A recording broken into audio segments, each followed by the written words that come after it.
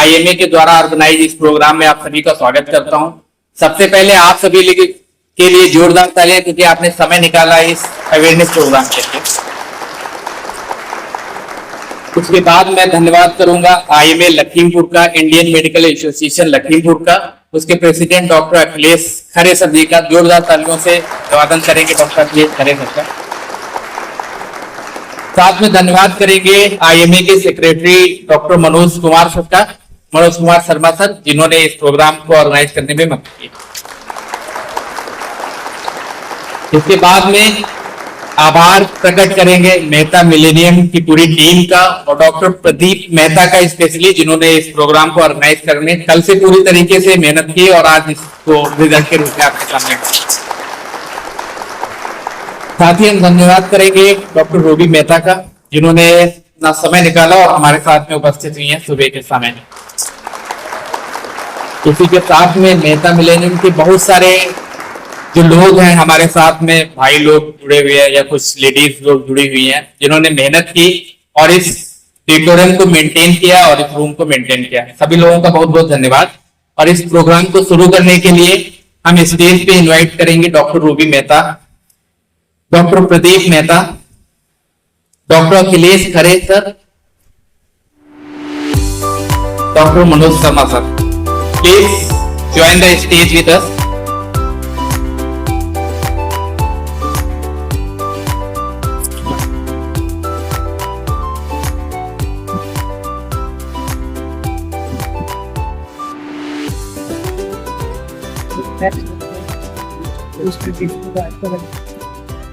ये अवेयरनेस का प्रोग्राम है। तो थायराइड के लिए अगर हम लोग आपसे पूछें कि थायराइड क्या है, ये इस जो आयोजन आज का हो रहा है ना, ये एक अवेयरनेस प्रोग्राम। बेसिकली आप सुनते होंगे कि घर में किसी को थायराइड हो गई है ना, लेडीज में कॉमन है। उसके भी डॉक्टर रूबी मेहता मैम से पूछेंगे कि लेडीज में इतना कॉमन क्यों है, लेकिन थायराइड का अवेयरनेस प्रोग्राम है। आज वर्ल्ड थायराइड डे है और इसीलिए हम लोग एकत्रित हुए इस अवेयरनेस प्रोग्राम में। तो सबसे पहले एक कॉमन चीज होती है कि वास्तव में थायराइड है क्या, और महिलाओं में ये बहुत ही कॉमन होता है और ज्यादातर महिलाएं इससे प्रभावित होंगी। तो सबसे पहले मैं डॉक्टर रूबी मेहता मैम से ही जानना चाहूंगा कि वास्तव में थायराइड के लिए जो चीजें हैं वो क्या है। धन्यवाद। जैसे कि आप सब लोग जानते हैं कि आज थायराइड दिवस फेटर्निटी ने भी कई दिन बना दिए हैं, जैसे हाइपरटेंशन डे, न्यूनिकल डे, जैसे तुम लोग फादर्स डे, मदर डे बनाते हैं ना, किसी तरीके से डायबिटीज डे। तो ये जो डेज बने हैं ये ऐसे ही बने हैं, ये सिर्फ पब्लिक में अवेयरनेस लाने के लिए बने। तो ये जो थायराइड का डे बना आज, थायराइड ग्लैंड जैसे कि आप सब लोग विदित हैं गले में किस जगह पर होती है, उसमें से थायराइड हार्मोन निकलता है। ठीक है, थायराइड हार्मोन बनने के लिए ब्रेन से एक ट्रिगर आता है, एक हार्मोन बनता है, वो थायराइड ग्लैंड को गवर्न करता है कि आप थायराइड से हार्मोन बनाइए। और वो जो हार्मोन होता है वो बॉडी के हर अंग में उसका असर होता है। तो यूजली हम लोग देखते हैं लेडीज जो कहती है ना थायराइड बहुत बढ़ा हुआ है, थायराइड बहुत बढ़ा हुआ है। तो थायराइड बढ़ा हुआ नहीं होता है, उसमें अधिकतर सब लोग TSH थायराइड स्टिमुलेटिंग हार्मोन से अपने को कोरिलेट करते हैं कि थायराइड स्टिमुलेटिंग हार्मोन बहुत बढ़ा हुआ है, लेकिन वो बढ़ा हुआ ब्रेन से आने वाला हार्मोन होता है। थायराइड ग्लैंड को कहता है कि तुम अपना रस बनाओ। तो वो जो है, इसका मतलब जो थायराइड ग्लैंड है उसका काम करना बंद हो गया है, वो काम कम कर रहा है। इसके ऊपर से खबर आती है कि आप अपना रस बनाइए जिससे पूरी बॉडी में उसका असर दिखाई दे। तो ये थायराइड ग्लैंड या गले में होती है, छोटी सी होती है। और आप लोग, हम सब लोग जो रह रहे हैं ना, तराई एरिया में रह रहे हैं। यूजुअली तराई एरिया में थायराइड ग्लैंड की प्रॉब्लम का होना बहुत कॉमन है। थायराइड ग्लैंड कम काम करती है, जैसा कि हमारे रिकॉर्डिंग्स बताती हैं। जगह जगह हर एरिया के जब कलेक्ट किए जाते हैं डाटा कि किस एरिया में थायराइड की प्रॉब्लम ज्यादा है, तो तराई एरिया होता है उस एरिया में थायराइड की प्रॉब्लम ज्यादा देखी गई है। मतलब थायराइड की प्रॉब्लम है थायराइड ग्लैंड का कम काम करना अधिकतर देखा गया है। लेकिन दोनों तरीके के थायराइड होते हैं, कम काम करने वाला थायराइड भी और ज्यादा काम करने वाला थायराइड। तो अधिकतर ये एक चीज मैं आपको बता दूं, पब्लिक में अब अवेयरनेस थायराइड की भी आ गई है। जरा सा मोटापा बढ़ता है, मरीज आते हैं हम लोगों के पास कि डॉक्टर साहब मोटापा बढ़ रहा था तो हमें थायराइड करा दिया, क्योंकि उनको पता है कि अगर थायराइड ग्लैंड कम काम कर रही है, प्रॉब्लम हो रही है, तो हमारा मोटापा बढ़ेगा। और अगर थायराइड ग्लैंड ज्यादा काम करती है तो इंसान पतला दुबला होने लगता है, वेट लॉस होने लगता है। तो ये अवेयरनेस धीरे धीरे इसी तरीके से थायराइड डे मनाते हैं और आईएमए और डॉक्टर्स के द्वारा उसका प्रचार प्रसार करने की वजह से पब्लिक में अवेयरनेस आ गई। और ये बात सच है, जो डाटा हमारे हैं, फीमेल्स में थायराइड प्रॉब्लम ज्यादा देखी गई है इन कंपैरिजन टू मेल्स। मेरे ख्याल से ये मैं सही डाटा बता रही हूँ।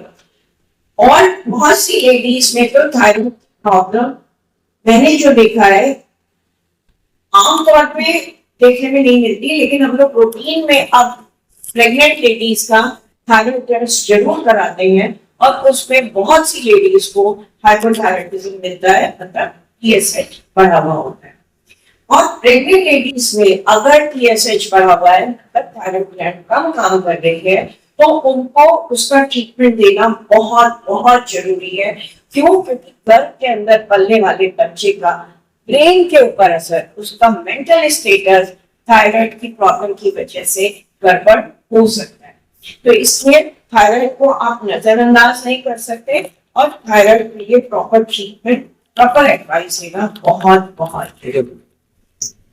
तो अगला जो सवाल है हमारा डॉक्टर प्रदीप मेहता सर से ये सर, जैसे मैम ने अभी दो चीजें कही, एक तो मोटापा और एक दुबला होना। तो मोटापा तो शायद कॉमन है लोगों में कि जानते हैं कि थायराइड की एक वजह है, क्या दुबलापन या दुबले होना भी इसका एक कारण बन सकता है थायराइड का?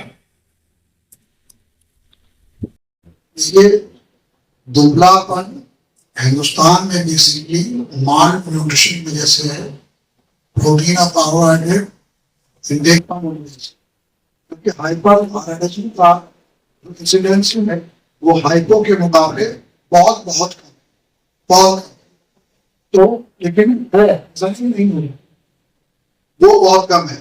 और उसमें क्या होता है कि जब थायराइड हार्मोन ज्यादा होता है तो आपका बीमार, जब बीमार बढ़ जाएगा तो आपका ग्लूकोज एनर्जी कंजप्शन बढ़ जाएगा। जब आपका बॉडी में ग्लूकोज कंजप्शन बढ़ जाएगा तो आपका फैट बढ़ जाएगा, तो आपको वेट लॉस होगा, देखिए कार्डिया होगा, नींद नहीं आएगी और इरिटेबिलिटी, जबकि इसका उल्टा हाइपो होता है। मरीज से पूछो तो जाड़ा अच्छा लगता है, गर्मी है, सब जाड़ा बहुत लगता है। हाइपो वाले को कोल्ड सिस्टम ज्यादा मोटापा तो डलनेस होती, ये फर्क है। तो लेकिन हर दुबले आदमी का थायराइड बढ़ा हुआ है नहीं है, आपको लाखों दुबलों में किसी एक में मिलेगा, वो भी एसोसिएटेड होगा थायराइड ग्लैंड की किसी डिजीज से। थायराइड के जो ट्यूमर होते हैं बड़े सारे ट्यूमर छोटे से होते हैं, तो गले में होता मुश्किल से 1 सेंटीमीटर से 2 सेंटीमीटर, लेकिन वो इतना थायराइड हार्मोन बनाता है कि आपको हाइपर थायराइडिज्म नहीं होता। Thank you very much sir, बहुत बहुत धन्यवाद। और डॉक्टर रूबी मेहता से अगला सवाल भी लेंगे, क्योंकि मैम के पास समय थोड़ा सीमित है। तो मैम, ये जो लेडीज में या महिलाओं में जो पीरियड्स या साइकिल जो होती है, क्या थायराइड इसको भी डिस्टर्ब करती है? ये वाला हाँ, डिस्टर्ब करती है, बिल्कुल हार्मोनल साइकिल डिस्टर्ब करती है। यूजुअली जब पेशेंट्स आती हैं कि उन्हें इरेगुलर मेंसेस हो रहा है या बहुत कम स्कैंटी मेंसेस हो रहे हैं या मीनोरेजिया, मतलब बहुत ज्यादा पीरियड्स हो रहे हैं, या कभी कभी पेशेंट कहते हैं डॉक्टर साहब 2-2, 3-3 महीने तक महीना नहीं आता, तो ऐसी कंडीशंस में तुरंत ये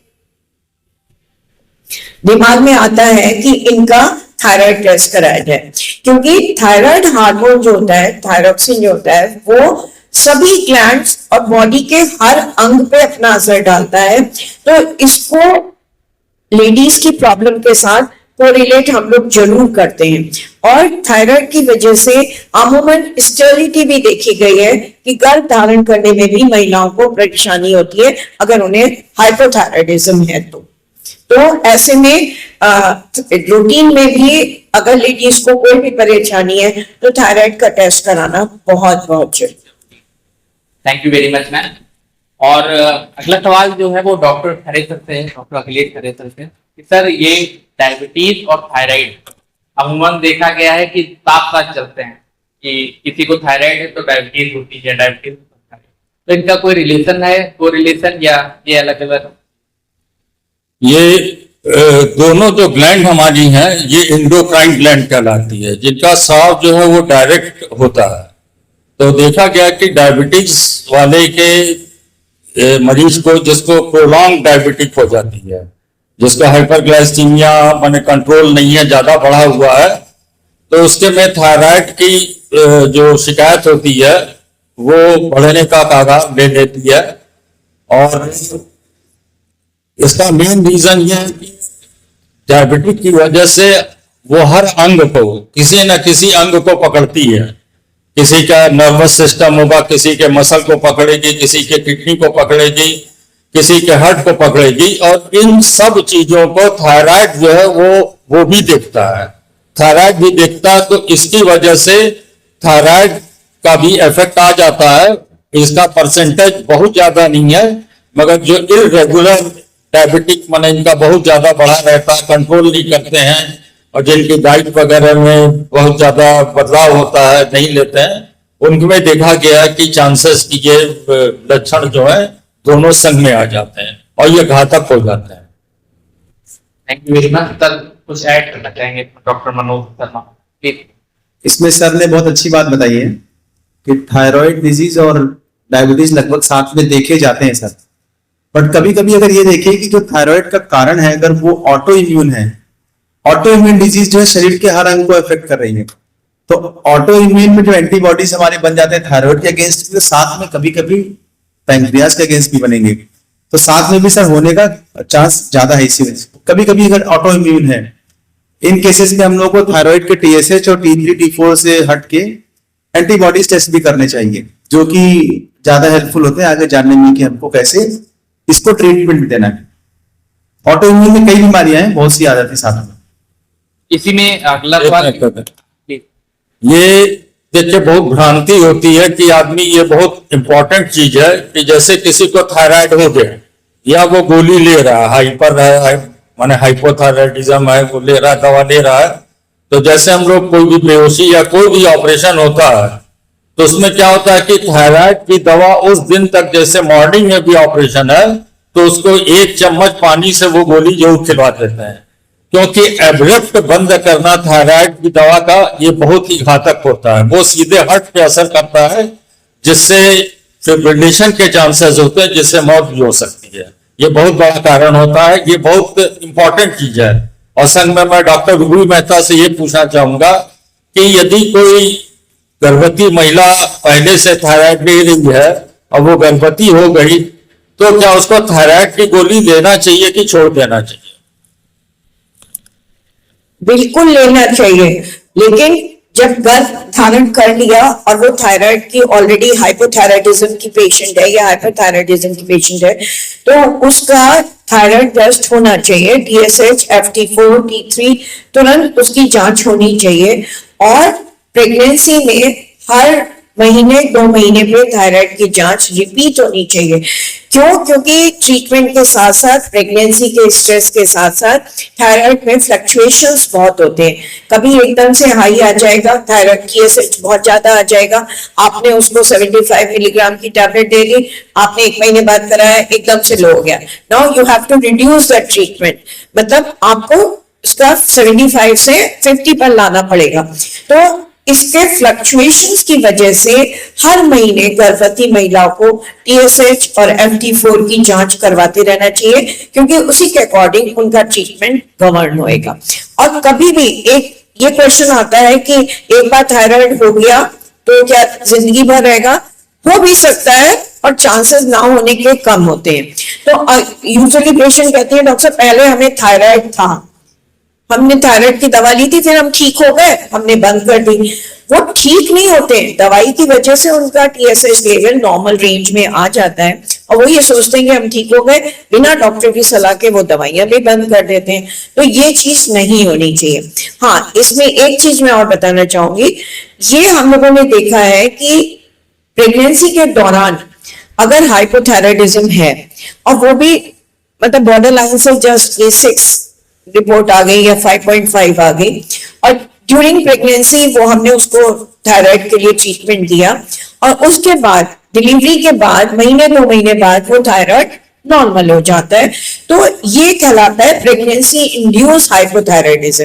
तो ये ड्यूरिंग प्रेगनेंसी ही ट्रीटमेंट की जरूरत है। उसके बाद फॉलो अप जरूर होना चाहिए कि आपने 3 महीने 6 महीने बाद एक बार अपना थायराइड की जांच करा ली।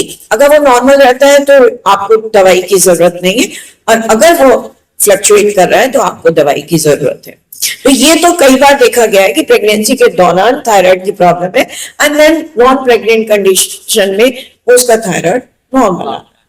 लेकिन इसी में मैम आपसे ही अगला सवाल है कि जो PCOD होता है और ये हार्मोनल डिसबैलेंस, क्या थायराइड का इससे कोई लेना देना है? जैसा कि अभी डॉक्टर ने बताया कि they are all endocrine glands और इन सब का असर एक दूसरे के ऊपर पड़ता है। तो PCOD, एक्चुअली PCOD तो हम लोग थोड़ा ज्यादा ओवर उसको लेकर के चल रहे हैं। PCOD is a normal physiological condition, it's not a disease. Disease में कई चीजें मिलती हैं तब हम उसको डिजीज कहते हैं, लेकिन सिर्फ पॉलीसिस्टिक ओवरी होना कोई बीमारी नहीं है। लेकिन हाँ, अगर ओवरी में कोई भी एनाटॉमिकल और फिजियोलॉजिकल चेंजेस हैं तो सभी एंडोक्राइन ग्लैंड जो आपस में जुड़ी हुई हैं उनका एक दूसरे के ऊपर असर होगा। तो अगर किसी को PCO है या हार्मोनल प्रॉब्लम है या वो कह रही है कि डॉक्टर मेरा वजन बढ़ रहा है, मेरे चेहरे पे बाल आ रहे हैं, तो ऐसी कंडीशन में हमें उसको प्रॉपर्ली इन्वेस्टिगेट करके ट्रीटमेंट देना पड़ेगा। और कई बार ऐसा होता है कि ऐसे केसेस थायराइड की प्रॉब्लम लिए हुए होते हैं। Thank you very much ma'am, और थैंक यू वेरी मच। इसी के साथ में हमारे साथ स्टेज साझा कर रहे हैं डॉक्टर अखिलेश वर्मा, जोरदार तालियों से स्वागत करेंगे। और सर, ये आप ही से क्वेश्चन लेंगे कि अगर थायराइड की गांठ है तो ऑपरेशन कितना जरूरी है? देखिए, थायराइड में बात होती है गांठ नोडुल या ऑपरेशन की जरूरत तक पड़ती है, या तो फिर थायराइड ऐसा एक ग्रेव्स डिजीज होती है, उसमें गांठ नहीं बढ़ती है लेकिन उसकी फंक्शन बढ़ जाता है। ऐसे में उसका साइज छोटा कर दिया जाता है। एक तो थायराइड के कारण हुआ है। दूसरा होता है कि अगर थायराइड का फंक्शन ठीक है लेकिन गांठ बड़ी है, देखने में खराब लग रही है, आवाज में उतर आ रहा है या निकलने में दिक्कत हो रही, तब उसकी सर्जरी की जाती है। दो ही कंडीशन। तीसरी कंडीशन है कि अगर कैंसर का खतरा है तो ऐसे नोडुल है जिसमें कहीं पे कुछ मैलिग्नेंट सेल पाया गया या टिपिकल सेल है, तो उसको आंख निकालते हैं। नॉर्मली थायराइड में केवल तो कहते हैं थायराइड डिजीज है, कोई अगर ऊपर से कुछ गांठ या कुछ और नहीं है तो ऑपरेशन नहीं करते। सर, ये थायराइड जो है थायराइड तक ही सीमित है या और भी कॉम्प्लिकेशन होता है? देखिए, थायराइड ग्रंथ है, उससे कुछ हार्मोन निकलते हैं जो हार्मोन हमारी पूरी बॉडी को अफेक्ट करते हैं, पूरी मेटाबॉलिज्म को अफेक्ट करते हैं, इसलिए उसकी पूरे शरीर पर असर पड़ता है। पूरे शरीर पर असर। तो अगला जो सवाल लेंगे वो डॉक्टर मनोज शर्मा सर से लेंगे। मैं इसमें ऐड करना चाहूंगा, एक लाइन सर हम लोगों ने पढ़ी थी कि अगर आपका थायराइड ग्लैंड नोड्यूल है या हाइपर फंक्शनिंग या नॉर्मल फंक्शनिंग है और कॉस्मेटिकली अगर आपको सही लग रहा है तो आप उसका ऑपरेशन ना कराएं, अगर आपको देखने में खराब लग रहा है तभी आप कराएं, या फिर फंक्शनिंग नोड्यूल जो सर ने बताया फंक्शन वाले का करा सकते हैं, बट अगर वो देखने में खराब लग रहा है तभी उस पर जाए, अदरवाइज कोई ज्यादा फर्क नहीं है अगर आपका थायराइड स्टेटस नॉर्मल है, T3 ठीक हो। लेकिन सर, ये जानना चाहेंगे कि ये जो आवाज का बैठना कभी कभी देखा गया थायराइड में आवाज बैठना या आवाज से चेंज होना, तो आप ENT सर्जन है, आप एक प्रकार का हाँ सर, ये हो सकता है। वैसे अगर थायराइड की ग्लैंड का जो साइज है इतना ज्यादा है कि वो जो नर्व है हमारी, जो नस जो सप्लाई कर रही है बोलने के तारों को, वोकल कॉर्ड्स को, उसको अगर कंप्रेस करेगी तो इसमें आवाज का परिवर्तन आ सकता है। सर, इसमें दो तरीके से है। जो लेफ्ट साइड का वोकल कॉर्ड है, बोलने का तार है, वो ज्यादा प्रोन है प्रॉब्लम होने के लिए अगर आपकी थायराइड ज्यादा बढ़ गई है तो। और दूसरा कारण लोग ये भी कहते हैं कि सर्जरी के बाद ये आवाज परिवर्तन होने का चांस है, क्योंकि ग्लैंड के बहुत नजदीक से जाती है वो नर्व जो सप्लाई करती है आपके बोलने के तार, बिल्कुल चिपक के जाती है। तो चाहे ग्लैंड बड़ी हो जाए तब वो दब जाएगा, या कभी निकालते समय उस पर खिंचाव पड़ जाएगा, तो उसमें आवाज में परिवर्तन आ सकता है। तो देखिए क्या होता है कि ये जो आवाज का परिवर्तन होता है, जो आपने इस क्षेत्र में देखा होगा, ये क्या होता है, गोइटर हो जाता है, बेनाइन इनलार्जमेंट हो जाता है, उसकी वजह से घेंगा जिसको कहते हैं वो निकल गया दबा हुआ। अब उसकी आवाज जो है वो बदली, लगेगा नाक से बोल रहा है, ऐसी आवाज आएगी। और ये इस क्षेत्र के अंदर बहुत जाता है, जैसे गोइटर है, बड़ा सा गर्दन में देखा होगा कि झूल रहा है, बढ़ गया इस साइड या इस साइड, तो बेनाइन इनलार्जमेंट होता है, वो भी एक कारण। तो सर प्रदीप मेहता सर से अगला सवाल है हमारा कि अगर ऑपरेशन होता है तो ऑपरेशन का निशान रह जाता है या साइंस ने तरक्की करनी है तो निशान नहीं हटाया जाता? देखिए, अगर आप किसी चीज को काटेंगे तो निशान तो आएगा, बस ये होता है कि कम से कम रहता है। अब चूंकि सब क्यूटिकुलर स्टिचेस लगते हैं, ट्रांसफर लगता है, तो नेक की जो क्रीज है उसी में दब के रह जाता है। और इसके साथ खास बात यह है, जब हम थायराइड को ऑपरेट करते हैं तो उसी के पीछे पैराथायराइड ग्लैंड्स होती है।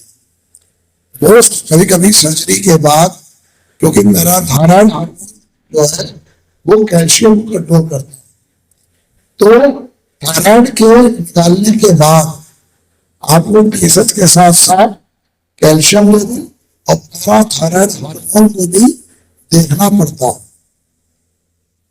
सर कुछ ऐड करना चाहेंगे? आपने स्कार की बात करी, अब नई सर्जरी जो आई है जिसे कहते हैं एंडोस्कोपी सर्जरी, उसमें सामने से कोई स्कार नहीं होगा, नेक के साइड से या बैक से एक छोटा सा होल करते हैं, बटन होल, बटन होल से छोटा सा टेस्कोप जाता है तो जाके थायराइड सर्जरी करते हैं, तो स्कार वाली समस्या खत्म हो गई। अब सामने से बिल्कुल स्कार नहीं आता। हमारा एसपीजीआई में केजीएम वाले भी करने लगे हैं, कुछ बाहर के भी सर्जन करने लगे हैं, जैसे एंडोस्कोपी सर्जरी करते हैं, इसमें स्कार की समस्या खत्म हो गई। इसमें सर ये ऐड करेंगे, यहाँ पे लगभग सभी स्पेशलिटी के लोग हैं। जनरल सर्जन ने अपना व्यू बताया, लैप्रोस्कोपी ने बताया, ईएनटी सर्जन की तरफ से ये एडिशन है कि अब हमारे वहां थायराइड ट्रांस ओरल हो रहा है सर। ओरल कैविटी यानी जबान के नीचे से हम ट्रोकार नहीं करके सीधे डायरेक्ट, जैसे आप लैप्रोस्कोपी करते हैं इसी प्रकार से ट्रोकार आप बिल्कुल trans oral floor of mouth से कट करके डायरेक्ट अंदर आ जाएंगे, तो कोई भी बाहर स्किन इफेक्ट नहीं लगेगा। पहले सर ने बताया कि ओपन होना है, बॉस ने बताया कि हम लोगों ने थोड़ी तरक्की कर भी एंडोस्कोपी कर सकते हैं, जिसमें पीछे मैस्टोइड से जाते हैं या फिर चेस्ट से जाते हैं या एक्जिला से जाते हैं। थर्ड हो गया कि हम ट्रांस ओरल कर रहे हैं, म्यूकस मेम्ब्रेन को कट करेंगे तो कोई स्कार बाहर आएगा ही नहीं, बिल्कुल नो स्कार। और ऐसे हमने केसेस सर लखीमपुर में भी देखे हैं, एक दो आपने जैसे बताया एसजीपीजीआई से करा के आइए। Yes sir. तो अगला सवाल लेंगे सर कि जो थायराइड रिपोर्ट होती है, क्योंकि एक नॉर्मल चीज हो गई है, क्योंकि हमारे साथ स्टूडेंट्स हैं, थायराइड की जांच हर मतलब 3 महीने में करानी होती है जहाँ पे, तो एक बार आपसे रिक्वेस्ट करेंगे कि इस रिपोर्ट को आप समझा दीजिए, जिससे हमारे स्टूडेंट समझ जाए T3, T4 और T3 TSH क्या रहता है। जैसे थायराइड मॉनिटरिंग के लिए हम लोग साधारण रिपोर्ट लिखते हैं T3, T4, TSH।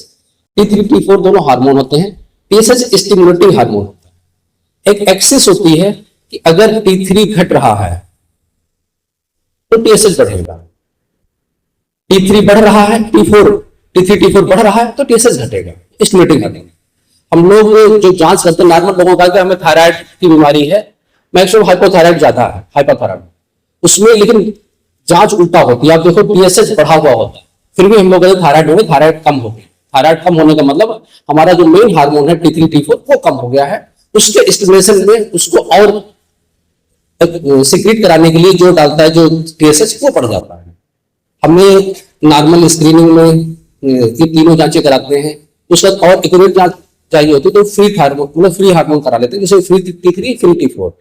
TSH हमें इंडिकेट करता है कि दोनों कितनी कमी है, दोनों से कितना मैनेज होगा। अगर कंपनसेटेड है, T3, T4 बढ़ा हुआ है और T3 कम होता जा रहा है तो कंपनसेट। अगर वेट ज्यादा घटता है तो हम लोग हाइपरथायराइड।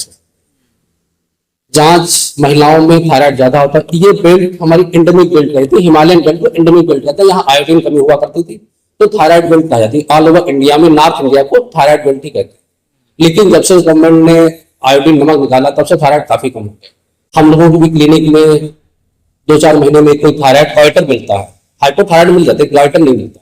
आप भी देखते हो रेडी टूडे में कहीं आपको क्वाइटर बहुत कम मिलता है, मतलब घेंगा बहुत कम मिलता है। अब काफी कम हो गया जब से आयोडीन बढ़ाया गया है, तो आयोडीन डिफिशिएंसी थायराइड काफी कम हो गया। Thank you very much. इसी में सर कुछ ऐड करना चाह रहे हैं डॉक्टर मनोज शर्मा प्लीज। इसको अगर जनरल पब्लिक के परसेप्शन में देखा जाए, T3, T4, TSH, जैसा कि सर ने बताया, T3 और T4 मेन हार्मोन है जो शरीर में काम करेगा और TSH उसको रेगुलेट करेगा। जब आपके शरीर में T3, T4 कम होएगा काम करने के लिए, तो TSH कहेगा कि और बढ़ाओ, TSH खुद बढ़ जाएगा। तो हम लोग, जैसे सर ने भी बताया या मैडम भी बताया था, अगर TSH आपका बढ़ा हुआ है तो इसका ये मतलब नहीं कि थायराइड बढ़ा हुआ है। TSH तब बढ़ेगा जब आपका थायराइड कम होगा, उसको बढ़ाने के लिए कहेगा आपको निकलना है। इसी का उल्टा आता है हाइपर में, पता चला T3, T4 इतना ज्यादा हो गया कि TSH की जरूरत ही नहीं है। तो हम लोग हर 3 महीने पे TSH की मॉनिटरिंग भी करके, अगर एक कोई पेशेंट अगर पुराना है तो उसको सब टेस्ट करने की जरूरत नहीं है, तो TSH की आप कर लो हर 3 महीने पे, तो हम उसका पूरा रिजल्ट निकाल सकते हैं। अगर एक ही डॉक्टर के पास और एक ही लैब से आप करा रहे हो, तो TSH कराते कराते 3-3 महीने में आप उसको फॉलो कर सकते हैं। फॉलो अप करता हूँ। और सर इसी में डॉक्टर अखिलेश खरे सर से लेंगे अगला सवाल। सर क्या थायराइड को जड़ से खत्म किया जा सकता है दवाओं के माध्यम से? देखिए, जो इंडोक्राइन ग्लैंड्स हैं, जैसे कुछ चीजें जो हैं वो लाइफ लॉन्ग होती हैं, कोई वो सीक्रेट हो रही है, उस पर आपका जोर नहीं। ये है नहीं कि बाहर से नाप लगा हुआ भैया बंद कर दिया, तुम नहीं जाओ तुम नहीं आओ, तो ये आप कर नहीं सकते। इंडोक्राइन ग्लैंड है, मान लीजिए कोई आदमी बहुत टेंशन में रहता है, बहुत ज्यादा टेंशन है उसको, प्रॉब्लम है, तो क्या होगा कि वो ग्लैंड अपने आप जो है वो हाइपर की तरफ ले जाएगी। अब आदमी धीरे धीरे मोटापा बढ़ रहा है तो हाइपो जैसे चला गया, कम ज्यादा ये होता रहता है, ये कंट्रोलिंग है। वंस आपके यदि डिस्टरबेंस हो गया, जैसे कहते हैं डायबिटिक है, डायबिटिक में एक बार आपके डायबिटिक हो गई, आप कितना भी जामुन और नीम और लन पान जितनी भी चीजें खाइएगा, उससे होना कुछ नहीं है। आपको अपनी कैलोरी जलानी होगी और डाइट जो है वो कैलोरी वाइज लेनी, और बहुत ज्यादा है तो फिर दवा लेनी होगी, उससे ज्यादा इंसुलिन लेनी होगी। अब इंसुलिन आ गई कि जो इंसुलिन निकालता पैनक्रियास से बीटा सेल वही है। तो हमारी जो इंडोक्राइन ग्लैंड है वो हमारे बस में नहीं है, उसका कंट्रोल सिर्फ एक जन के पास है, वो हमारे ही पास है, मगर वो हमारे ब्रेन में है, ब्रेन से कंट्रोल होता है। तो जो आदमी ध्यान लगाता है, कहते हैं ना ध्यान लगाओ पूजा करो, और लगा दिया कि अपनी जागृत करनी कुंडली, वो अपने हर मर्ज ठीक कर सकता है बिना किसी दवा के। इसलिए कहा जाता है योगा है, आप एक्सरसाइज करें, ये करें, तो जिससे आपकी एक्टिविटी, आपकी कैलोरी चले और चीजें ठीक हो। और वंश यदि थायराइड है, आपने दवा लेनी शुरू की है, तो ये हर डॉक्टर करना भी चाहिए कि एक बार यदि दवा किसी को 100 mg दी गई, उसने 5 महीना 100 mg की खाई, फिर उसको 75 की गई, 50 की गई, फिर 25 दी गई, 25 मिलीग्राम की गोली उसको सालों दी जाती है। फिर धीरे धीरे क्या होता है, एक एक दिन छोड़ के दी जाती है, फिर क्या होता है कि हफ्ते में 2 दिन दी जाती है, फिर हफ्ते में 1 दिन दी जाती है, फिर महीने में 1 दिन जाती है, टैपर करनी पड़ती है रोज। एब्रप्ट इसको आप बंद नहीं कर सकते हैं, एब्रप्ट बंद कीजिएगा तो फिर से रिवर्सल उतनी तेजी से ही होगा और उसके परिणाम जो होते हैं वो घातक है। तो ये है कि इसकी जो दवा है एक सिस्टम से चले तो बंद की जा सकती है, लेकिन वो नॉर्मल। इसी में सर आप कुछ ऐड करना चाहते हैं? ओके। जब से खत्म होने की बात है तो केवल एक बीमारी है, जिसे ग्रेव्स डिजीज कहते हैं। उसको सर्जिकली उसका साइज कम कर दिया, तो जो हाइपरथायराइड पोजीशन है तो वो कम हो जाती है, उसको खाली मॉनिटर करना होता है, दवाई छूट जाती है। हाइपोथायराइड में केवल एक कंडीशन और बनती है जो प्रेगनेंसी इंड्यूस हाइपोथायराइडिज्म होती है, जो प्रेगनेंसी समय होती है। अगर उस समय हाइपोथायराइड है और प्रेगनेंसी टर्मिनेट हो गई, फिर धीरे धीरे दवाई छूट जाती है। बाकी वो अगर ऑटोइम्यून है, कुछ और कारण है, तो दवाई नहीं छूटती, उसमें लाइफ टाइम खाना होगा। तो इसमें सर 2 हैं, एक हाइपर, हाइपो। ये जानना बहुत जरूरी है कि हाइपरथायराइड और हाइपोथायराइड दो चीजें।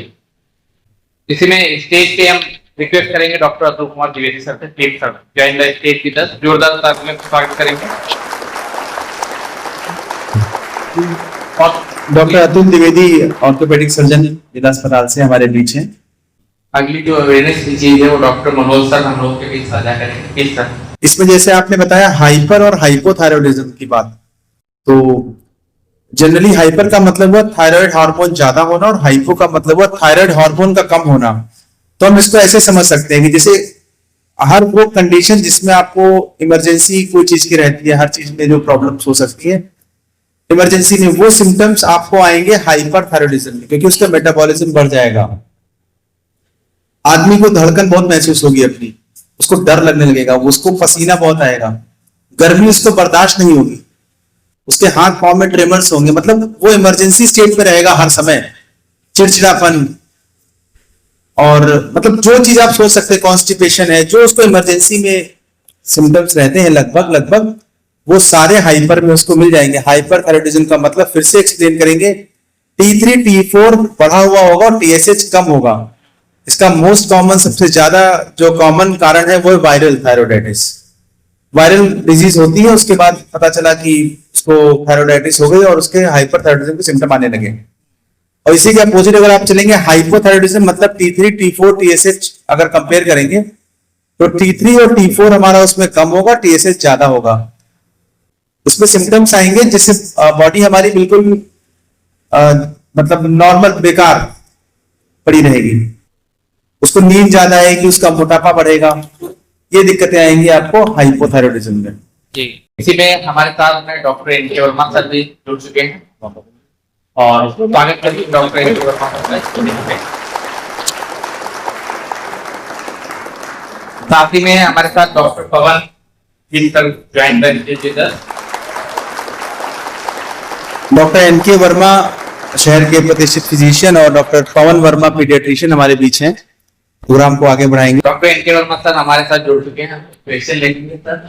ये जो थायराइड है, आज का जो विषय है वर्ल्ड थायराइड, खाली पेट में जा सकती है सर, इसका सिस्टम क्या है? खाली पेट में? खाली पेट जांच तो मिथ है, हमने तो कहीं नहीं पढ़ा कि खाली पेट जांच होती है। फास्टिंग का थायराइड की जांच से कोई मतलब नहीं है, कहीं किसी बुक में मेंशन नहीं कि खाली पेट जांच करानी चाहिए। एफ लिखा होता है उसको कुछ लोग फास्टिंग समझ लेते हैं, उसका होता है फ्री।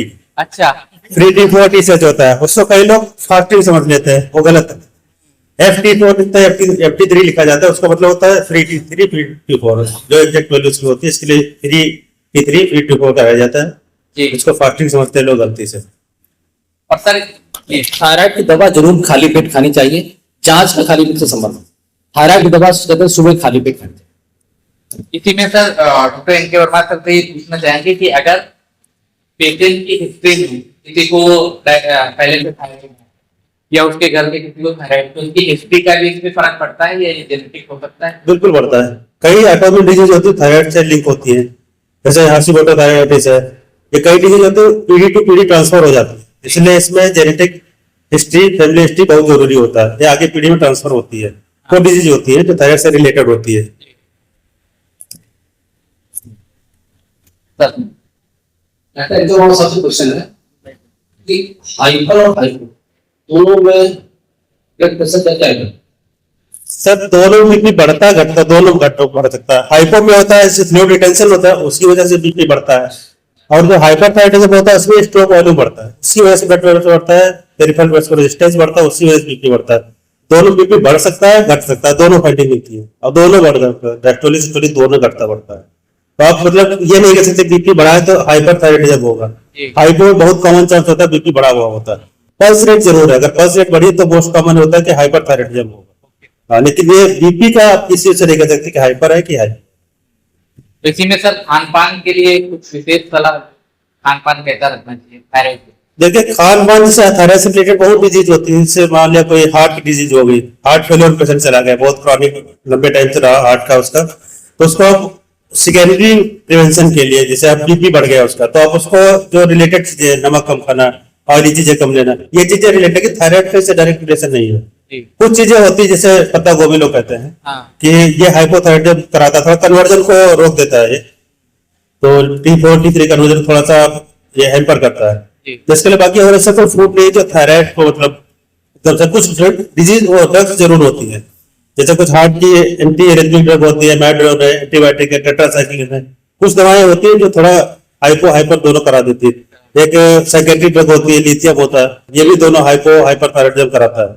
बाकी फूड का ऐसा कोई डायरेक्ट लिंक नहीं है इससे थायराइड से। जो उससे एसोसिएटेड डिजीज होती है, उसकी वजह से कोई डिजीज हो, उसको प्रिवेंशन के लिए कुछ फूड में प्रिकॉशन लेने पड़ते हैं।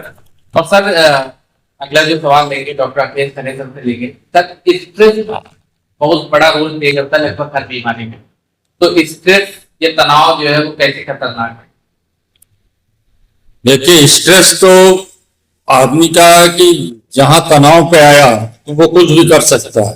तनाव पे आने के बाद आदमी, यहां तक देखा गया कि बहुत ज्यादा तनावग्रस्त है तो उसने सुसाइड भी कर लिया है। जी। यहां तक हो जाता है कि वो कुछ भी कर सकता है, उसको ये ध्यान ही नहीं रहता, उसको एक ऐसी स्थिति कहते हैं कि उसको उभर पाना मुश्किल होता। मगर धीरे धीरे जो रोजमर्रा टेंशन में गुजर रहा है, कुछ भी हो रहा, तो जिससे भी जितने भी जैसे डायबिटिक है, थायराइडिज्म है या और भी बीमारियों पे इसका सीधे इफेक्ट पड़ता है। लिवर पड़ेगा, उसके पाचन पे पड़ेगा, डाइजेशन पे पड़ेगा, हर चीजों पे पड़ेगा। तो स्ट्रेस को रोकने के लिए ही तमाम जितने अब देखा गया है कि योगा का बढ़ावा दिया जा रहा है कि योगा करें और आप हर दिन एक्सरसाइज करें, मेडिटेशन करें, इन सब चीजों का भी बहुत चलन बढ़ गया। और आयुर्वेद से लेके जितनी भी चीजें हैं इसमें ये कहते हैं कि आप मैंने सिरा वो करते हैं कि ठंडे पानी से मैंने अपने आराम से अपना टेंशन लेस हो गए। और स्ट्रेस का सबसे दूर करने के लिए कि आपको अच्छी नींद का होना बहुत जरूरी है। जी। आपको अच्छी नींद यदि आ रही है तो आप स्ट्रेस से दूर रहेंगे। और तनाव क्या कहते हैं ना कि जैसे चिंता जो है वो चिता होती है, चिता की जल होती है। आप चिंता करके स्ट्रेस बढ़ेगा तो आपका होना कुछ नहीं है, बल्कि आपका स्वास्थ्य किसी न किसी जोर में खराब होता रहेगा। तो सर मनोज सर से अगला सवाल है हमारा। नहीं, एक में ये सवाल पीडियाट्रिशियन आए हैं, हाँ। बहुत इंपॉर्टेंट चीज है कि मान लीजिए कोई लेडी है, वो प्रेग्नेंट है, वो थायराइड की उसने जांच गांव वगैरह में थायराइड की जांच नहीं कराई और वो थायराइड से पीड़ित है, उसका बच्चा हुआ, तो क्या इफेक्ट होगा उस बच्चे में, ये डिटेल बताओ। नमस्कार। एज ए पीडियाट्रिशियन सबसे इम्पोर्टेंट चीज फर्क समझना कि एडल्ट और बच्चों के थायराइड में बहुत बड़ा डिफरेंस है। एक तो सबसे पहली चीज, यहाँ इंडिया में हम लोग नियमित स्क्रीनिंग नहीं कराते हैं, जो कि सबसे ज्यादा जरूरी चीज है। डे 3 पे तो 72 आवर्स ऑफ लाइफ पे सबके लिए मैंडेटरी होना चाहिए, क्योंकि पहले 2 साल का जो दिमाग का डेवलपमेंट है वो सिर्फ और सिर्फ थायराइड से रिलेटेड है। अगर किसी बच्चे को हाइपोथायराइड है और उसने जांच नहीं कराई है अपनी, तो डेफिनेटली वो बच्चा आगे जाके मेंटल रिटार्डेशन या उसका IQ कम होगा बच्चे से। तो ये चीज लोगों को नहीं पता है, ये सबसे खराब बात है। और गवर्नमेंट का इनिशिएटिव है लेकिन लोग ध्यान नहीं देते हैं। हम लोग बताते हैं तो पब्लिक इस पे ध्यान नहीं देती है। तो लोगों को लगता है कि जांच करा रहे हैं, फर्जी करा रहे हैं, ऐसा है वैसा है। बट न्यूट्रल स्क्रीनिंग बहुत इंपॉर्टेंट, सबसे इंपॉर्टेंट थायराइड है, क्योंकि बाकी चीजें इरिवर्सिबल, ये रिवर्सिबल है, ये इरिवर्सिबल है। एक बार ब्रेन अगर IQ कम हो गया तो उनको किसी भी तरीके से वापस नहीं ला जा सकता है। मेटाबॉलिज्म के अलावा बॉडी मेटाबॉलिज्म का रोल सही है उसका, लेकिन जो इनिशियल 2 ईयर का जो ब्रेन डेवलपमेंट है वो सिर्फ और सिर्फ थायराइड पे है। तो माँ को थायराइड है या नहीं, ये इससे इंडिपेंडेंट है बच्चे का थायराइड। ऐसा जरूरी नहीं कि माँ को थायराइड, हाइपोथायराइड या हाइपरथायराइड तो बच्चे को जाके उसको लिंक करेगा, उससे कोई मतलब नहीं है। हाँ, बच्चे माँ को अगर थायराइड, हाइपरथायराइड, हाइपर, तो उसके डेवलपमेंट पे बच्चा IUGR हो सकता है, इंट्रा यूटाइन ग्रोथ रिटार्डेशन हो सकता है बच्चे को। ये थोड़े बहुत फैक्टर है। बट जो बच्चा पैदा होगा, मोस्टली बच्चों का थायराइड नॉर्मल आता है। कुछ बच्चों का मोस्टली हम लोग करते हैं हाइपोथायराइड से। हाइपरथायराइड से कुछ ज्यादा विशेष फर्क नहीं होता। जो बच्चों में थायराइड का लेवल कम होता है वही that will lead to mental retardation in future. तो उसी पर ज्यादा फोकस करना है। तो मदर का स्टेटस क्या था, इससे इररिस्पेक्टिव ऑफ एंटीनेटल स्टेटस हमको सब बच्चे का कराना है थायराइड लेवल। Thank you. अब सर ठीक है, मैं ये चीज और पूछना चाहेंगे, जैसे आपने देख लिया कि स्क्रीनिंग की और उसके हाइपो है, तो फिर आप क्या करते हैं? बहुत अच्छा सवाल है ये कि अगर इसकी प्रॉपर गाइडलाइन है इंडियन एकेडमी ऑफ पीडियाट्रिक्स की, अगर इसका कट ऑफ लेवल दिया गया है, बच्चा अगर 7 डेज से छोटा है, 1 हफ्ते से कम का बच्चा है, तो TSH level should be less than 20। अगर TSH लेवल 20 से ज्यादा है तो ये स्टैम्प कर देते हैं। इससे हमको T4 T3 की जरूरत नहीं होती। इसमें T4 की जरूरत तब पड़ती है जब सस्पेक्टेड हो, लाइक 2 हफ्ते बाद 10 और 20 के बीच में रह रहा है तो हमको रिपोर्ट कराना है। अदरवाइज ऐसे से ही स्टैम्प कर देते हैं कि हाइपोथायराइड है, और हमको तुरंत जो है एक 72 घंटे बाद फिर से जांच करानी है। 2 बार अगर कंफर्म हो गया तो हमको तुरंत थायरॉक्सिन स्टार्ट कर देना है। इससे क्या होगा, फिर हम उसको अपने जो पीडियाट्रिशियन का काम है वो धीरे धीरे डोज टेपर आउट करेगा। 2 साल तक चलती है, 2 साल के बाद तो मोस्टली टेपर आउट करके बंद कर लेते हैं। Thank you. Doctor Manoj sir से लेंगे अगला सवाल कि सर ये मतलब अगर सर्जिकल इलाज होता है, ट्रीटमेंट होता है, तो कितने प्रतिशत मामलों में ये सफल रहा है? देखिए, सर्जिकल इलाज होना उसके कारण पे डिपेंड करता है। जैसे सर ने बताया, ग्रेव्स है तो उसको अगर आपने साइज कम कर दिया तो सफल हो गया। अदरवाइज ग्वाइटर के लगभग सारे मामले सफल ही है, अनलेस अगर उसमें कोई कैंसर का कोई ऐसा लक्षण नहीं है। तो इसमें मेन कॉम्प्लिकेशन जो आता है, जो मैंने पहले भी बताया था, मेन कॉम्प्लिकेशन वॉइस चेंज है सर्जरी के बाद। हाँ। ये डिपेंड करता है सर्जरी के टाइम, इसके काफी एडवांसमेंट्स भी आ गए हैं। जनरल सर्जन सब लोग लूप्स यूज करते हैं, माइक्रोस्कोप भी हम लोग यूज करते हैं और एंडोस्कोप यूज करते हैं। तो पहले के अपेक्षा आज की डेट में कॉम्प्लिकेशन रेट्स कम है। सक्सेस आप उसको मान सकते हैं कि लगभग सभी सक्सेस सर्जरी है।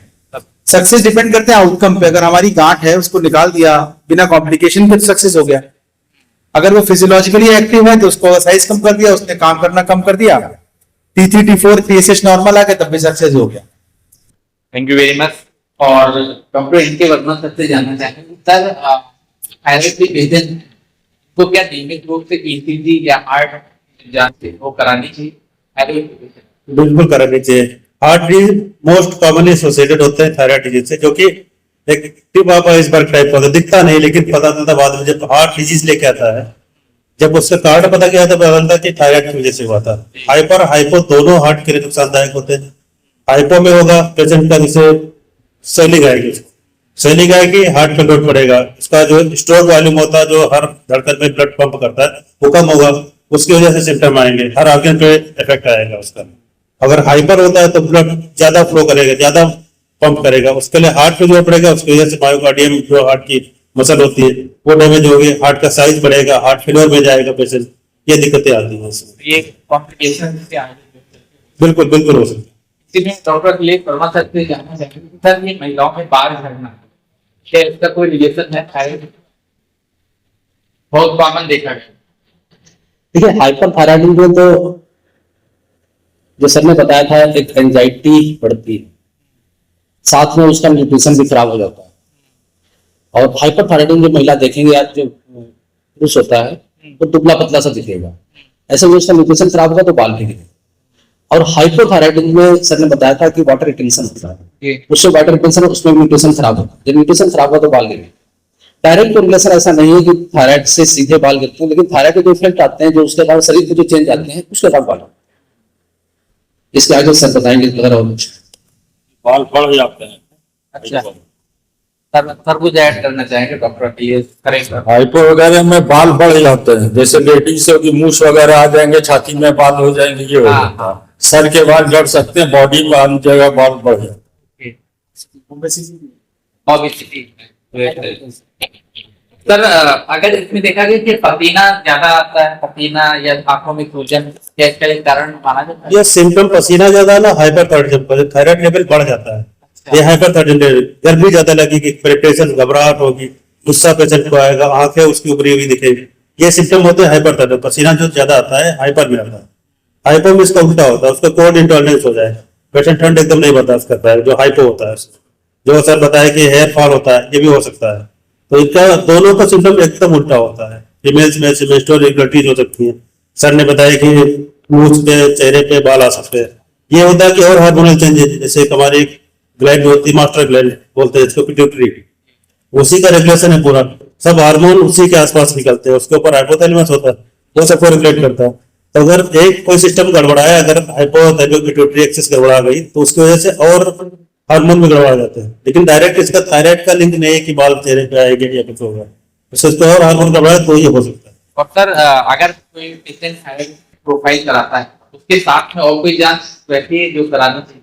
अब थायराइड प्रोफाइल से कभी कभी आइडिया नहीं लगता, इसे पता चला कॉज नहीं पता चला उसका, तो उसके लिए कुछ टेस्ट होते हैं, जैसे कोई आपको इम्यून थायराइडाइटिस है, पता करना है, बार बार दवा दे रहे हैं, काम नहीं कर रही, तो ऑटोइम्यून डिजीज होगा, उसमें एंटीबॉडी बनने लगती है थायराइड में, तो उसके लिए एंटी टीपीओ है, थायराइड रिसेप्टर एंटीबॉडी होती है। ये 2-3 टेस्ट होते हैं जो कराने चाहिए। बाकी अगर कोई सिम्टम और आ रहा है, जैसे मान लिया हार्ट के सिम्टम के साथ आ रहा है, तो उसके रिलेटेड जांच ईसीजी या इलेक्ट्रोलाइट जो टेस्ट है वो करा सकते हैं। और ये घर पे बैठ के जांच करवाना आज के समय में ये सफल है या? अब डिपेंड करता है किस लैब से करा रहे हैं, अच्छा। कौन करने आ रहा है। देखिए सैंपल तो वही रहेगा, चाहे घर से निकलवाएंगे चाहे लैब पे जाके निकलवाएंगे। हाँ। अब किससे करवा रहे हैं, किस लैब से करवा रहे हैं, कौन कर रहा है, किस मशीन से हो रहा है, इस पर डिपेंड करता है। बाकी सैंपल आपको बदलेंगे नहीं, अगर घर से निकाल ब्लड वही रहेगा, वैल्यू वही आएगी। अगर अच्छी लैब से होता सही रहेगा। प्रमाणित लैब से ही कराना चाहिए। मनोज शर्मा सर से जानना चाहेंगे कि ये गले में खराश या परमानेंट थायराइड पेशेंट में देखने को गले में खराश का कोई डायरेक्ट रिलेशन तो थायराइड से नहीं है मेरे हिसाब से। डायरेक्ट रिलेशन नहीं है। अगर कंप्रेशन हो रहा है, मतलब थायराइड ग्लैंड अगर बढ़ रही, सर लोगों ने बताया ग्वाइटर है, साइज इतना ज्यादा है जिससे आपको अगर कोई कंप्रेसिव सिम्टम्स आ रहे हैं तो माना जा सकता है कि सांस लेने में दिक्कत, निगलने में दिक्कत हो सकती है। डायरेक्टली कोई रिलेशन नहीं है कि गले में खराश होना इज डिफरेंट प्रॉब्लम। निगलने में दिक्कत, हाँ, निकलने में दिक्कत हो सकती है। जब उसका कंप्रेशन होगा तो जब सॉलो करेगा तो ये इन चीजों को, जैसे पहले कहते थे ग्वाइटर है, कॉस्मेटिकली खराब लग रहा है, कराना चाहे ऑपरेशन तो कराएं। जिन लोगों ने नहीं कराया, साइज बढ़ता गया, तो जब कंप्रेसिव सिम्टम्स आ गए, वॉइस चेंज हो गई, निकलने में दिक्कत हो गई, तो या सांस लेने में दिक्कत हो गई, ऐसे कंडीशंस में हम लोग फिर आगे उसको सर्जरी के लिए प्रोसीड करते हैं। कॉमन है। और इसी में एक सवाल और लेंगे डॉक्टर इनके और कि सर खान पान की अगर बात करें, क्या खाना चाहिए थायराइड के पेशेंट? अगर आप ये अभी थोड़ी देर पहले डिस्कस हुआ है कि थायराइड का खाने पीने से ऐसा कोई डायरेक्ट लिंक थायराइड का नहीं है। क्या बता रहे हो जो पत्ता गोभी होती है, इसका थोड़ा लिंक होता है, हाइपोथायराइडिज्म नहीं खाना चाहिए।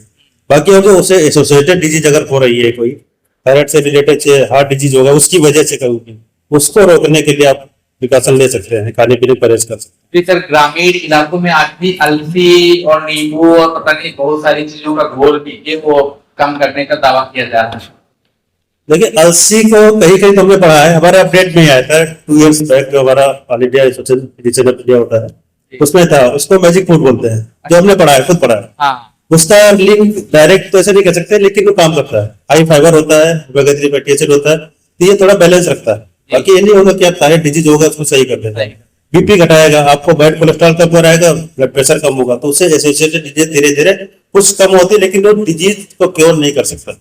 आप एक सप्लीमेंट ले सकते हैं उसको, लेकिन क्योर नहीं करेगा। सर से क्वेश्चन है कि जैसे हमने कहा कि कैबेज खाने से हाइपोथायराइड की संभावना रहती है, कुछ और सुना जैसे बीन्स हैं, जड़ वाली चीज है जिमीकन, कुछ ऐसी भी मिथ है कि हाँ बीन्स खाने से भी थायराइड में इफेक्ट पड़ता है, ऐसा है तो सर ये ऐसा पढ़ा नहीं सर, मैं मतलब ऐसे दिखा नहीं सर, मुझे जो था वो बता रहे। क्लिनिकल रूप से ऐसे कोई एविडेंस नहीं है अभी तक। अगर आगे आते हैं तो हम लोगों को पता चलेंगे। और इसी के साथ में हमारा ये आज का प्रोग्राम लगभग क्वेश्चन आंसर का रहा। और डॉक्टर अखिलेश हरीश सर से जानना चाहेंगे कि और क्या है, आईने के हम लोग बराबर प्रोग्राम करते हैं। पिछली बार वाला वो, और पिछली बार जो प्रोग्राम हुआ सर, इसमें एक क्लेम किया गया था कि ऑपरेशन फ्री होगा, तो ऑडियंस भी जानना चाहती है, हमारे शो में भी जिन लोगों ने देखा वो भी जानना चाहते हैं कि वो ऑपरेशन फ्री हुआ या नहीं हुआ। हाँ हाँ, जब मैं जब कान का था, एक कान का ऑपरेशन बहुत गरीब आदमी था और उसकी वाइफ को था, उसको दैनिक मैंने खाने पीने उसका काम करता, मैंने बहुत ज्यादा उसको परेशानी थी, तो उसका ऑपरेशन IMA में फ्री कराया। और जो थोड़े मोड़े चार्जेस जो लगते हैं जरूरी वो दिए गए। और बाकी इसमें डॉक्टर मनोज शर्मा ने भी इसमें सहयोग किया, IMA ने भी सहयोग किया। मरीज का एक भी पैसा नहीं, मैं ऑपरेशन से लेके दवा तक, पोस्ट ऑपरेटिव, प्री ऑपरेटिव, यहाँ पर्चे से लेके उसके डिस्चार्ज तक और बाद की दवा भी उसको एकदम फ्री थी। और IMA ये लेके चला है कि कोई भी जो हेल्थ वाली प्रॉब्लम है, जो भी डे आता है, तो उसमें हम लोग कवरेज करें, जिससे जनमानस में उस देश का क्या इंपॉर्टेंस है, आखिर बना है वो डे बना है तो किस लिए बना है।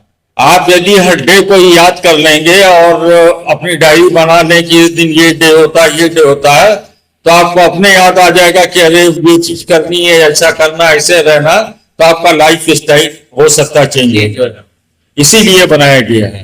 डे का मतलब जैसे आदमी बर्थडे है तो बर्थडे सेलिब्रेट करता अपना, मैरिज डे सेलिब्रेट करता, तो वैसे डिजीज का डे उसको सेलिब्रेट कीजिए। सेलिब्रेट का मतलब कि उससे अवेयरनेस आपके आ जाए, जागरूकता आप पैदा करने की हम कुछ गलत तो नहीं कर रहे हैं। अब जैसे देख लिया कि थायराइड किसी ने जांच अपनी नहीं कराई है, इसीलिए यहाँ पे ये व्यवस्था की गई है, जिसने नहीं कराई है अपना TSH हो जांच करा ले, वो भी फ्री में। इसीलिए ये अवेयरनेस प्रोग्राम और आगे भी IMA इस प्रोग्रामों को करता रहेगा। ये अनवरत प्रोग्राम है और इसमें मैं लॉर्ड शो का सहयोग, इनका बहुत सहयोग है, और जितने कैमरामैन और जो भी रहते हैं, और खास करके इस शो का जो स्पॉन्सर्ड किया है वो डॉक्टर प्रदीप मेहता मिलेनियम अस्पताल ने किया है, तो इनके लिए तालियां बजाएं। और मैं इस मन से भी ये करता हूं कि हमारे देश जो चलते रहेंगे, कोई भी डॉक्टर यदि वो अपने प्रांगण में इसको स्पॉन्सर कराना चाहता है कि नहीं ये प्रोग्राम अब हम स्पॉन्सर कर देंगे, तो हम इसके लिए उनके आभारी रहेंगे। वो बढ़ के हमारे सामने आए, ये हम डेज निकालते रहेंगे, क्योंकि ऐसा 365 इतने डेज होते हैं तो उसमें IMA अपने खर्चे पे पूरा ये नहीं कर सकती। तो इसमें सहयोग की भावना को देखते हुए हम लोग ये काम आगे बढ़ाएंगे। और पुनः मैं डॉक्टर प्रदीप मेहता का बहुत धन्यवाद दूंगा कि जिन्होंने इस शो को ऑर्गेनाइज करवाया और फ्री टेस्ट के लिए करवाया, और संग में आपको ये सूक्ष्म जलपान भी कराएंगे। ये सारी चीजें ही अवेयरनेस को आगे लेके जाएंगी, क्योंकि वैसे तो डॉक्टर सारे अवेयर हैं और डॉक्टर अपना बहुत ही इंपॉर्टेंट टाइम निकाल के ये लोग सुबह करते हैं, तो उसमें भी पेशेंट आते हैं या बहुत सारी चीजें रहती है, इसको मैनेज करते हैं, लेकिन ये आपके साथ में ही संभव हो पाता है। और इसी में जानना चाहेंगे कि आगे हमारा क्या प्लान है सर IMA को लेकर, IMA आगे क्या करना चाहते हैं? आगे देखिए, अभी तो हम लोगों ने जो हमें पेशेंट्स मिले उसका हम लोगों ने जो ट्रीटमेंट था किया, और आगे मेरी तरफ से प्रपोजल है कि अगर हम सर एक पूरे लखीमपुर खीरी का सोच रहे हैं कि कोई हेयरिंग टेस्ट करवा लिया जाए। जो बच्चे जन्म से पैदा होते हैं 7-8 दिन के अंदर, तो with in 7 days of life अगर कोई उसका हेयरिंग टेस्ट हम लोग करवाएं, तो जो ये हेयरिंग का जो अवेयरनेस है और हेयरिंग की जो प्रॉब्लम है, इसको हम लोग इंसिडेंस पता कर सकते हैं। तो मेरा ये प्रपोजल है कि शायद लखीमपुर में अगर इसको शुरू किया जाए पूरे बड़े लेवल पे, तो ये भी करने का सर एक अनुरोध है। आप जैसा आप बताएं इसमें करते हैं सर। उसमें जो टेस्ट वगैरह होंगे, OE वगैरह, ये सब करके हम लोग कम से कम ये पता कर लें कितने लोग हमारे नंबर रिलीज कर दीजिए जो बैठे इस बेड में। बाकी लोग आम आदमी अगर किसी के कहीं खुली हुई होती है तो आपको इन्फॉर्म करना है, आपको बंदा जाकर वहां पे टेस्ट कर सकते हैं। जैसे हम लोग कुछ अस्पताल तो चुने हैं, जिला अस्पताल और कुछ अस्पताल चुने जहाँ पे अगर कुछ होगा तो डॉक्टर मनोज की टीम जाकर के हेयरिंग टेस्ट करेगी। इन कोई किसी दूसरे अस्पताल में अगर कोई डिलीवरी होती है, डॉक्टर मनोज को इन्फॉर्म करते हैं, डॉक्टर मनोज से कोई भी पर्सनल जाकर वहां पर हेयरिंग टेस्ट करते हैं। और एक डाटा तैयार किया जाएगा कि हमने 1 साल में कितने हजार इतने लाख बच्चों को टेस्ट, उसमें जितने बच्चे जो हम पकड़ पाए हैं समय रहते हैं और हम कुछ मदद कर सकते हैं। सर इस प्रकार हम लोग दोनों चीजों को कैच कर लेंगे कि हमारे जो पेशेंट्स हैं उनकी डायग्नोसिस भी होगी, और जो लिटरेचर में लिखा गया है कि टेस्ट करना जरूरी है उसकी भी एक तथ्यता मालूम होगी कि कितना सही है। देखिए, इस क्रम में मैं IMA के अध्यक्ष होने के नाते ये सुझाव दूंगा, इनका ये अच्छा है कि ये बच्चा मैंने जब से इसका हियरिंग टेस्ट हो जाए, पता लग जाए कि वो जो सुन सकता है वो बोल नहीं सकता, ये बहुत बड़ी चीज है। जो सुनता नहीं है वो बोलेगा भी।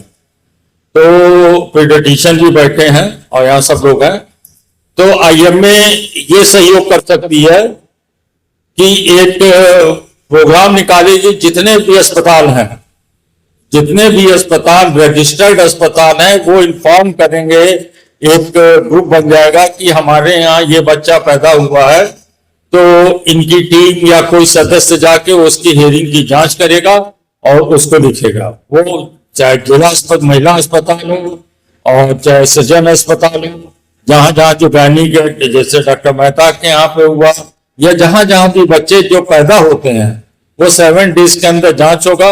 और 1000 बच्चों का टारगेट लेकर हम चल रहे हैं, और इसके लिए कुछ धनराशि, भाई कोई स्कूटर से जा रहा है, मोटरसाइकिल से आना जाना 3 का खर्चा, उसके लिए IMA कुछ इनका सहयोग कर सकते हैं।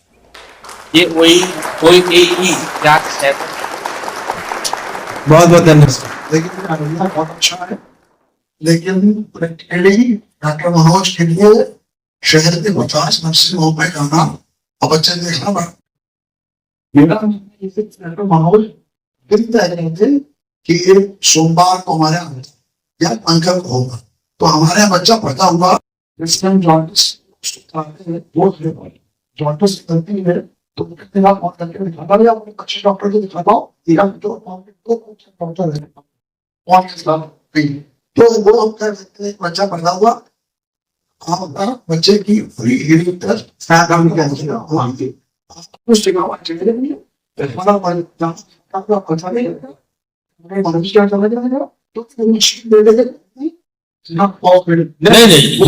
ये जो आप कह रहे हैं यही प्लानिंग है। This is the same planning की जो हमारा लिटरेचर जो निकलेगा उसमें यही लिखा रहेगा।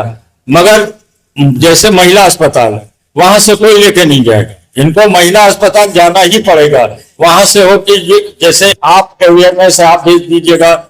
अब ये टारगेट है 100% तो किसी चीज का हो जाए तो बहुत अच्छा है, मगर एक ये हमारा डाटा निकलेगा कि इन्होंने 1000 बच्चे का टेस्ट किया, उसमें 2 बच्चे निकले कि 3 बच्चे निकले कि 50 बच्चे निकले, और ये गवर्नमेंट से सीएमओ को इसकी चिट्ठी भी हम लिखेंगे। इसके तहत में एक डाटा हम अपना लखीमपुर से बना के भेजेंगे। और दूसरी एक बात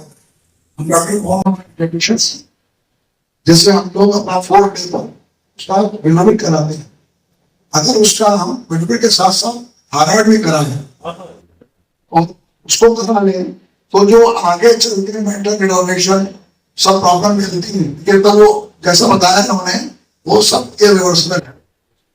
तो वो भी अगर 3rd डे पता लग जाएगा तो भी बड़ा आराम है। मैं एबट फार्मा से कहूंगा कि वो ऐसा करें जैसे तो चैप्टर निकलते ही है बॉक्स और चैप्टर निकलते ही है जब रिलोडिंग कर रहा है तो उसका प्रेशर निकल रहा है। हाँ सर, हाँ सर, यही मैं कहता था sir, it should be the part of neonatal screening, like 72 hours पर उसका थायराइड स्कैन, बिलिरुबिन लेवल और एक दो चीजें और होती है थैलेसीमिया प्रोफाइल एंड ऑल। तो मिनिमम कम से कम बिलिरुबिन और थायराइड और ये जो ब्रेन में फुटन ये है वही होना चाहिए कंपल्सरी हो सर। 4th डे क्या होते हैं सर जैसे बिलिरुबिन मैंडेटरी है वैसे ही थायराइड मैंडेटरी है सर। बिल्कुल बिल्कुल बिल्कुल बिल्कुल सर बिल्कुल।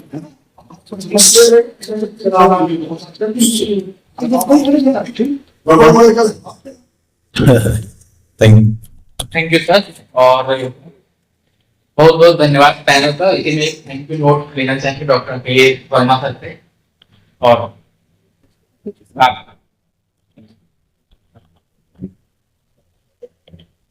आईएमए की तरफ से प्रदीप मेहता सर को सबसे धन्यवाद कि आपने हमें जगह दी और हम लोगों का बैठने के लिए और अच्छा काम करने के लिए। लार्ड सर को प्रभाकर सर बहुत मेहनती आदमी जो कि कह रहे अभी बात की थी कह रहे मेरा ये प्रोफेशन नहीं पैशन है। प्रभाकर जी ने बात की कि मेरा प्रोफेशन नहीं पैशन है, इस तरह के शो करना। अंकल जी पहले चिकित्सा क्षेत्र के ही दवाइयों से जुड़े हुए थे, लेकिन उन्होंने काम छोड़ के अभी नए अपने पैशन में आदमी को अपना पैशन जरूर निभाना चाहिए। अगर किसी को कोई पैशन है तो जरूर उसे पूरा करना चाहिए। आइए सभी छात्रों जिन्होंने बड़े ही शब्द से सुना हम लोगों को, वर्मा साहब, लखनऊ और हमारा अनुमान अच्छा था। सबका बहुत बहुत धन्यवाद कि आज प्रोग्राम को सफल बनाने आप सबसे बहुत बहुत धन्यवाद आप सभी का। और इसमें आईबी प्रेसिडेंट से 1 लाख वोट लेंगे उसके बाद। देखिए हम लोग ये प्रोग्राम जो शुरू किया है ये डॉक्टर मनोज शर्मा और लॉर्ड शोके ये और इनके कैमरामैन और हम लोग ने बैठ के किया कि क्या किया जा सकता है कुछ नया करने के लिए। और आईएमए जो हमारा मरा हुआ था उसको जिंदा करने की बात थी, तो हमने इसमें प्राण फूके हैं, कोशिश की है कि हर आदमी अब सबको इन्विटेशन जाता है, सब लोग आए, खाने पीने की व्यवस्था भी रहती है और एक मंच भी मिलता है लोगों की अवेयरनेस का, बताने का, सुनने का, जानने का, क्योंकि ज्ञान कभी भी किसी का पूरा नहीं होता। ज्ञान ऐसी चीज है कि आखिरी तक आप अपना ज्ञान बढ़ाते रहिए। कि वही ऑपरेशन था, पहले ओपन होता था, वो साइड से होने लग गया, इन्होंने माउथ के अंदर से करने लगे। अब कुछ ऐसा होगा कि रोबोटिक होगा कि बैठा कहीं आदमी, ऑपरेशन कहीं हो रहा है, तो सब चीज संभव है। तो चीजें जो धीरे धीरे वो बढ़ती जा रही हैं, तो अवेयरनेस हमारे समय में हम पढ़ते थे तो हार्ट का यदि एक एमआई का केस आता था तो लोग कहते थे अरे एमआई का केस आए, देखने चलो देखने चलो। मैं अपने स्टूडेंट की बात कर रहा हूं। और आज यदि आप ओपन हार्ट सर्जरी करा के आते हैं तो आपका बगल वाला ये नहीं पूछता क्या, बोले भाई कहाँ कराई थी, अपोलो में कराई थी, वेदांता में कहाँ कराया था, माने जैसे आप कोई फोड़े का ऑपरेशन कराने गए। ये ओपन हार्ट सर्जरी का भी हो गया है। तो समय इतना बदल चुका है। और पहले बीमारियां लेडीजों में जैसे डेथ हो जाती थी, ये अवेयरनेस इतना गवर्नमेंट का प्रोग्राम चला है कि इंस्टीट्यूशनल डिलीवरी हो, बच्चे के स्वास्थ्य के लिए ये देखा जा रहा है। ऐसी बात नहीं कि गवर्नमेंट नहीं देख रही है, और पब्लिक में भी अवेयरनेस बन गई, जिससे हमारा डेथ रेट माने न्यूनेटल डेथ रेट और बच्चों वाला, मदर वाला डेथ रेट सब कम हुआ है। ये टारगेट है हम लोग को वर्ल्ड हेल्थ ऑर्गेनाइजेशन से मिला हुआ है, इसके पैसे आते हैं।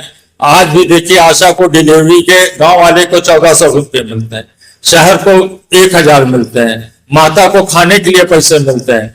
मगर अभी भी त्रासदी ये है कि जैसे वो पैसा पहुंचता है गांव में, उसका आदमी वो पैसा लेके जुआ खेल लेता है या दारू पी लेता है। तो ये समाज को हम लोग को बदलना होगा। ये प्रयास आईएमए और भी संस्था कर रही है, हम करते रहेंगे। और आप सभी लोगों का सहयोग बहुत अच्छा रहा। और पहली बार ये डॉक्टर प्रदीप मेहता का तो मैं आभार करना चाहूंगा। ये भाई हमारे पुराने मित्र सहयोगी हर तरीके से रहे हैं। कभी भी हमने कोई चीज के लिए कहा तो इन्होंने मना नहीं किया। यदि इनका हाल हम हर बार लेते हर बार देंगे, ऐसी बात नहीं है। मगर यह है कि इन्होंने अपने आप कहा कि इस बार यहां होना चाहिए, होगा। अगले जो भी हमारे डॉक्टर कहेंगे उसके लिए होगा कि वहां किया जाएगा।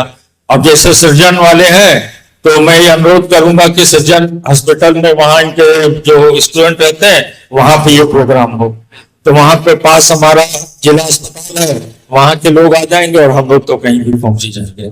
और सभी लोग इसी तरह के आते रहे, जो भी आता वो पता कर ले, आप पहुंचे उसमें, आपका ज्ञानवर्धन होगा। और थोड़ा सा आप समय दीजिएगा, उसके लिए आपके लिए धन्यवाद है।